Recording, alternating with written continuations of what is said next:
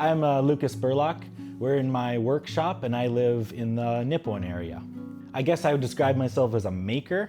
I like to create things, use tools, make props, replicas, models. Sometimes I'll do it for short films, sometimes I'll do it just to please myself, just to make projects and stuff, and I've been doing that for years on and off, mostly as a hobby, and yeah, that's kind of what I do. Growing up, I used to spend a lot of time outside, and I would always want more toys, different toys, bigger things. I always ended up making my own stuff. Like I wanted to have army battles when I was like 6 or something, so I would cut sticks and make characters out of sticks. And I'd be like, yeah, I can have like 50 sticks and there's a whole army right there. Like I can't convince my parents to buy me 15 action figures, so I'll just, make them myself. And then I would draw out characters from my comics and cut them out.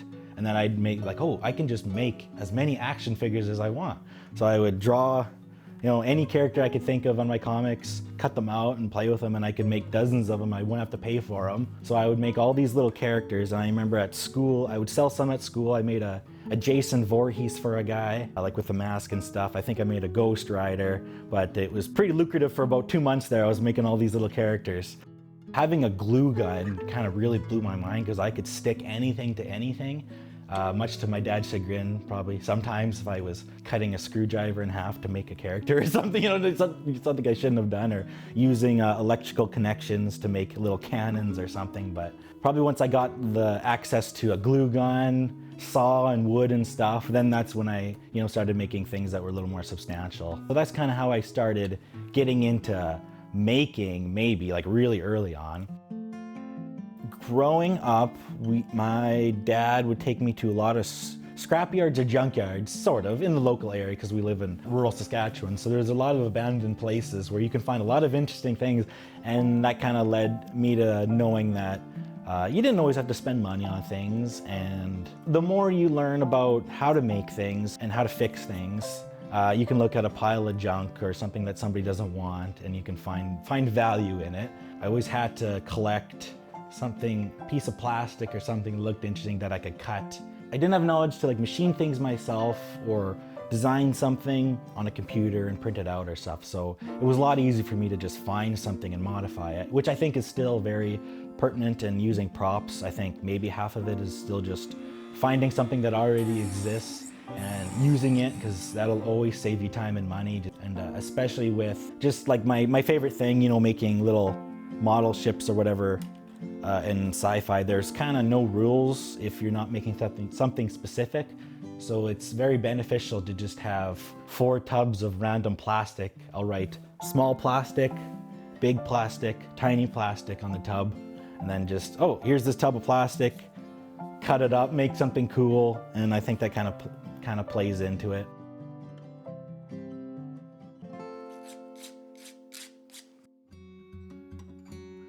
I decided to go to film school, and I kind of was bouncing back and forth whether I wanted to, work with a camera or work with special effects. But I kind of gravitated towards props, did some research into it, and then I found out one of the guys I had watched growing up on Mythbusters, Adam Savage. He was actually worked with ILM, Industrial Light and Magic, on like a couple Star Wars movies and The Matrix and stuff. And I started digging into his background, and then I got into the making of books. A lot of making of Star Wars, making of Star Trek. I could look for hours through pictures of guys working, and I don't know, it just kind of just spoke to me. It's like, yeah, I could sit there and whittle away and make little plastic spaceships or something like that for hours. Or it appealed to me to work, not alone, but just with, maybe a small team working on a little prop rather than on a set, worrying about cameras and stuff. It was just like, I could just be the guy in the art department. That sounds so cool, much cooler than, logging a camera around or lighting or something, or, trying to direct or whatever. But I needed a niche, and that was kind of the niche that kind of fit. Managed to make a few connections, and I had a lot of friends who were really good filmmakers, so that made everything a lot easier. I've done a lot of masks, various sci-fi props. I've done it was like a little computer, I think it was a Pokédex from the Pokemon franchise or whatever, And I've done for a lot of shorter films, they might have been like serial killer mask. And then I've done for some horror pictures, I did a bird cage helmet. The thing I always want to keep in mind though is like keep things as fluid as possible. Like maybe over engineer something as much as you can in case something will happen. Somebody's gonna poke a hole or drop something or throw it, or what's the backup plan? Always think of the backup plan. It's a certain feeling of, maybe the word is justification, because like, you know, like why do you make the things you do? I don't know. It was fun. I kind of enjoyed it, but to actually be able to say, oh, the things I make, you know, it actually had a purpose. It was used in the film. It sounds better, you know. Maybe it's a certain justification in a way, even though, you know, I would still be doing this stuff anyway. And if somebody can find joy or happiness or some kind of practical use for something I make, that is just all the better, really nice, you know, because I'd be doing it even if I wasn't getting any money or anything. So, and I am right now. So, you know, half the stuff I make, you know, it just stays with me or whatever, or gets given away anyway. So yeah. Welcome to my workshop. It's just kind of my first official dedicated workshop space. I started off in my dad's shop. I had a little corner, but I kind of found that I was either in his way or he was in my way a lot. So I decided I would kind of take over this garage and kind of make it into my own space. I wanted to be able to see everything rather than have everything in drawers. I think things in drawers kind of go to die. They have their uses, but I think everyday tools that you're going to use, I kind of like to be able to see it. My thinking is if I can see it, I'm going to use it. So I kind of made this rack with just whatever scrap wood I happen to find. Yeah, and it's always ever changing. Sometimes there's more, sometimes there's less. Just whatever I happen to use on a certain project kind of goes here. I got my main work table here. This is the very first thing I ever welded. It's held up so far. The welds aren't too pretty, but it's done me pretty well, pretty solid. And you also need a really good vise. So I lucked out and got a fairly inexpensive at the time vise. I got off Facebook Marketplace, but it's from the 70s. It's smooth as butter, does everything I need it to. It's really solid. I'm always looking for cubbies and shelving. If you go on Marketplace or look at auctions and stuff, you can usually find a lot of cheap storage options. And I think this is from an old mailroom maybe. It's always really handy, just having tons of options. And of course I do like to use drawers too. As long as it's labeled, it's fine with me. These are all model kit parts, and I wanted to be able to see what I had, see what was available. So I kind of used these little magazine racks, so I could always just go and grab a piece and see what was going on with it. All my plastic chunks and styrene options. I use styrene for everything. Just a workable plastic. You can cut it really easy, glue's really easy. Half the stuff I make, especially models and stuff, has styrene on it. And I just got it organized in its weights and widths and stuff. I got a really small chop saw for cutting really small rod. It's very handy. I got a very small sander here. One of the most useful things I've ever got. I used it almost daily. And I got a bigger one that I made out of a motor. I welded a little base for it, added a switch and stuff, made a disc, because I wanted something I needed to grind bigger things, and it works pretty good. Mostly, I didn't want to buy one. The newer ones are pretty expensive, so I found a motor and made my own. And this is kind of the area where I keep all my basic tools. You got your wrenches and Allen keys, impacts, screwdrivers, anything you can kind of think of.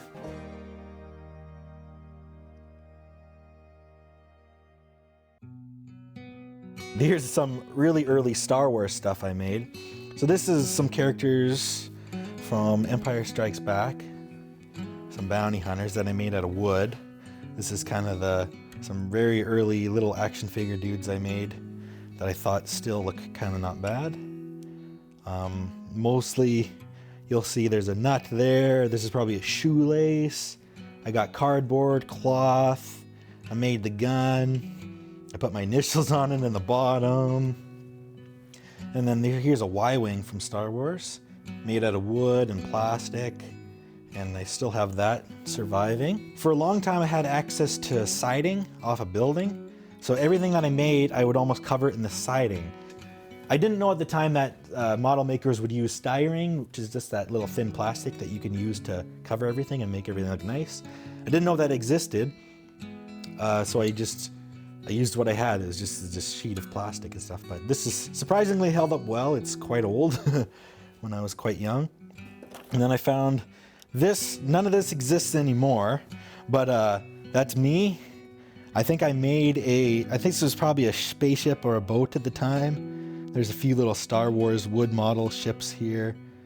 I see a lot of these look like I didn't know what they were at the time, but this might have been electrical connections that I stole from my dad and glued onto wood to make characters. I think that's supposed to be an R2-D2 there. As I mentioned earlier, I made a lot of little characters. So here's some of the ones that still are surviving. The very first iteration of them don't exist anymore, but these were the sort of the second iteration that I made a little bit later. So they're made with wood, plastic, some fabric. A lot of these characters, they're not very super famous characters. They would be from the early Marvel Golden Age. I got some Watchmen characters here. Yeah, I had a lot of fun making these. And I just like the idea that I can make any character I wanted, I can make an action figure out of, no matter, you know, how involved it was or whatever, you know, and they didn't really have to pay for it, it just took time. A lot of this was just to help practice my painting skills, maybe. So I made a Wallace and Gromit. I think it's about the same size the actual models would have been, out of clay. Here's one made when I was a kid too. This is from Star Wars. It's mostly metal and glue. Another thing that I made out of just any kind of found part I could find. Little bits from my dad's toolbox. For a little bit, I started a YouTube channel and did a couple videos. And it was supposed to be one video for one thing. So this is a Rebel Star Wars outpost. And I think in the film you only see this part in the first Star Wars movie. So I wanted to kind of make the rest of it and make it into like a model, kind of put it together with some found parts. I think this is an egg sprayer part, but some of this is just all my various collection of odds and ends and actual tree parts and then paint and stuff. And it was kind of a fun build to make. I'm a big Game of Thrones fan as well. So I made this. I got a video of myself making it from the House of the Dragon show. So the key here was to make something really cool out of just really cheap material. So all this is actually just foam. And I would just layer up foam, cover it with paint. At the time, I think there was only one picture on the set for this. At an auction, I bought a box of bird spikes, which are just little plastic bird deterrents. So I cut them up and used them as little swords. Spent a lot of time melting plastic, using wire. I don't know how many swords I made here, probably, I don't know, 80 swords or something, just all stuck on here. But yeah, I thought this came out really well. It looks really nice when it's lit.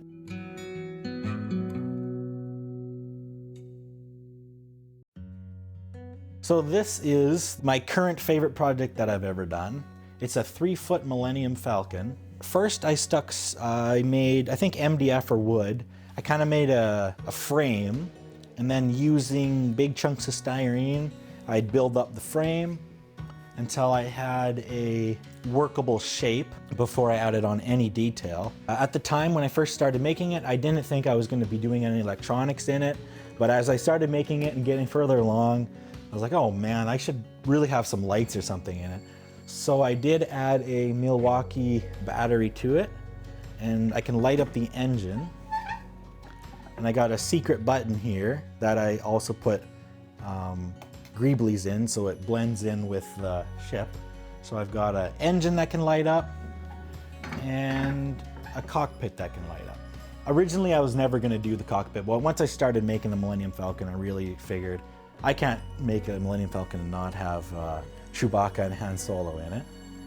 And when I started this project also, I didn't do any 3D printing. If there's anything I can use to practice 3D printing with, it would be the Millennium Falcon, because a lot of people have done already all the work on it, and all I'd have to do is resize it and cut a few bits. So some of the places, like these pieces might be 3D printed, I think. A few of these inside pieces are 3D printed. The vast majority is not 3D printed. It's mostly made with various bits of plastic and kit bashing. I'm taking model kits, any kind of model kit I can get my hands on, go through the model kit, find the various parts, and put them on. The original Millennium Falcon models were made the same way, using old model kits from the 70s. And also before I started, I knew that it would be a lot of detail, so I gave myself some leeway. I kind of just said, it's gonna be the Millennium Falcon, but it's gonna be my Millennium Falcon. So it's not gonna be bang on, it's gotta be perfect. It's gonna look like the Millennium Falcon, but I'll add a few different things here and there. It's not officially done, I don't think it'll ever be done, but there's a lot of paint left to do. Kind of wanted to get it looking as close as I could get it. Thanks for joining me. That was my shop. It's fairly small, but it has everything I need. And yeah, I spent many hours in here and hope to spend a lot more hours yet.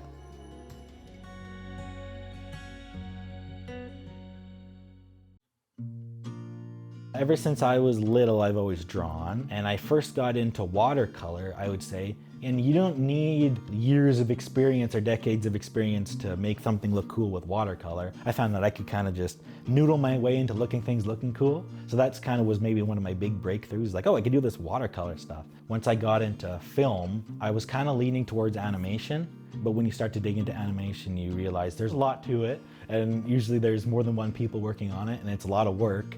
But so that's why something like comic books appealed to me, even though it's a lot more work, because one single person can do it. You can tell your whole story from your point of view. So recently I kind of wanted to get back into the basics and get back into the fundamentals of, cartooning or whatever, and actually being able to draw the things in my head and show them to somebody and share them and tell a story.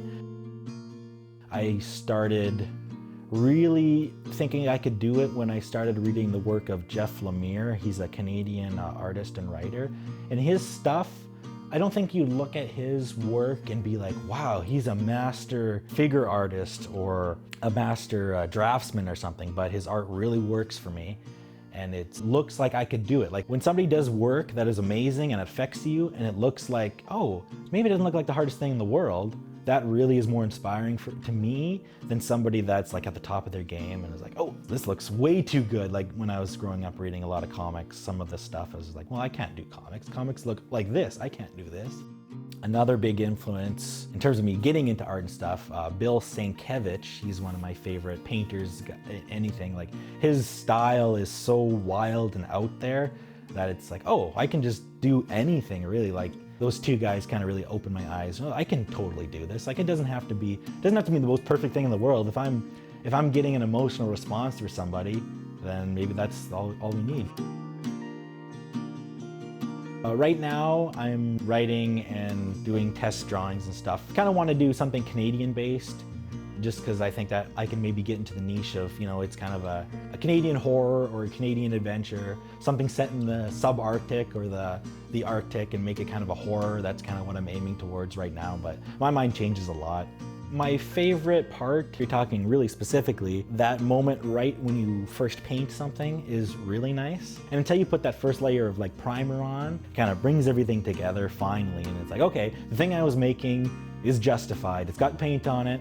And then, you add some weathering or whatever on it, looks even better. And then sometimes if you're doing, like I'm working on a bunch of little stuff and a lot of little details or whatever, you kind of enter your Zen period. To me, it's like meditation. You just, okay, I'm doing this paint. I'm having fun right now, listening to some music, listening to a podcast. No matter where I am, I'm gonna be making stuff. I think when I first started making little characters, I had to stay at my grandparents' house, and I would bring a book or something, but I didn't have internet or anything. So I was like, well, what am I gonna do? I got some paper, I got a comic book, here's Captain America, here's Bucky, I'm gonna draw them, put some tape on them, and then there, I got action figures. No matter where I am, I wanna make something. It's nice to have a shop and access to everything and skills and knowledge, but I'm gonna make something no matter where I am.